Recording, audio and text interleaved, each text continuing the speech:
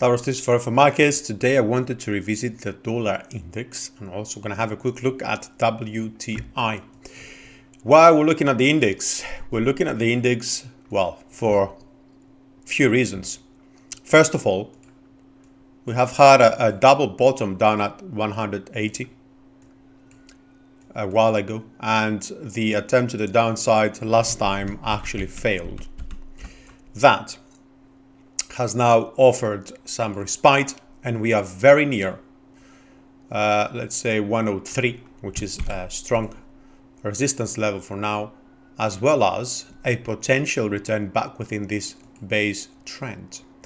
And that's the main reason we are looking at this, especially when combined with an RSI convergence. Of course, there is some sort of divergence from the top to the bottom, as you can see over here, but because of the shorter term convergence, we would be more interested to see a potential return back within this sort of channel and then an actual correction.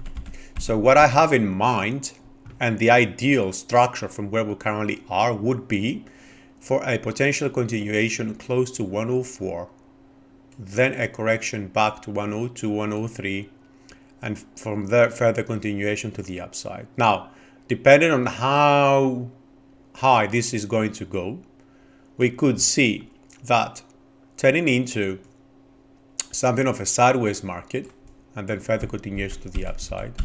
However, if momentum to the upside wanes, we might also see an actual triangle over here. That would be a descending variation, by the way, for further downside without even going near to 106.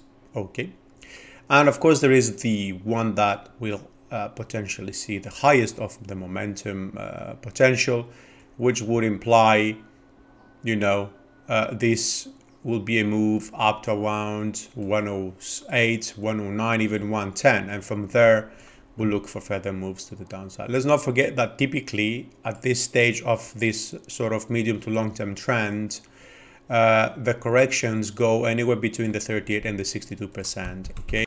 Now, when it comes to the US oil, we have talked about this potential,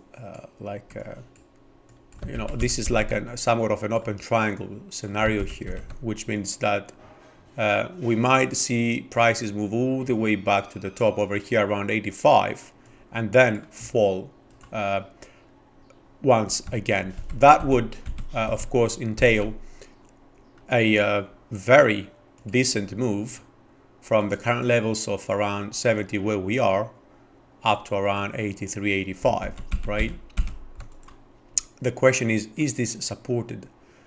And if it is, how? Well, first of all, let me show you that momentum might have given us a divergence on the MACD rather than anything else. Maybe we can also confirm that over here.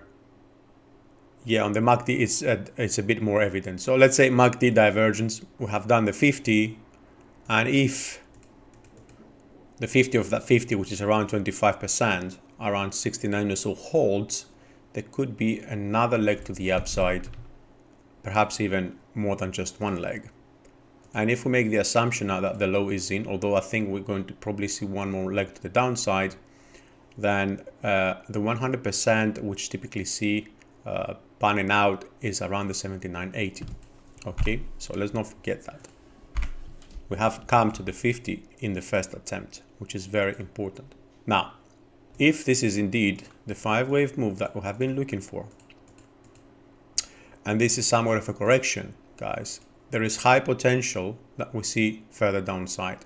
I know between 38 and 62, however, right? But this can come as straight from here, going down, perhaps even 79, or one more up and then going down. But as I said, markets move in fives, and this looks like a 5 to me. So if this is a 3, then we're gonna probably see one more 5 down. However, if this is a 5 indeed, and this is the 2, the 3, maybe this is gonna be the 5 straight from here. But both of these scenarios see that there is a little bit more downside before we can continue higher.